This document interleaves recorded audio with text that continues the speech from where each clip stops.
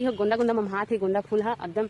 हाँ हाँ, सेंट आते बहुत अच्छा सेंट आते संगवारी हो। ये है गोंदा के थरहा, जो कि अभी मैं गोंदा के थरहा ला लगा हूँ और नवंबर दिसंबर में निकल ही संगवारी हो। ये गोंदा के फूल है और दिवाली में अपन जानते हो दिवाली में बहुत महंगा हो जाते गोंदा के फूल है, तो हमन घर में लगाबो और घर में लगा के फूल ला बेचबो संगवारी हो। और घर में भी सजाए के काम आते, पूजा पाठ के काम आते। तेला भी मैं लगा हूँ, हमन नहीं मैं लगा हूँ, कुदारी पकड़ के आहूँ। यदि कुदारी माढ़े है, यदि कुदारी माढ़े है संगवारी हो। तो अभी एला मैं बाड़ी में लगा हूँ और लगा हूँ तो नवंबर दिसंबर तक आ जाही संगवारी हो। एक फूल है तो दिवाली में तो काम आते ही, बहुत सारा काम आते पूजा पाठ है ना। तो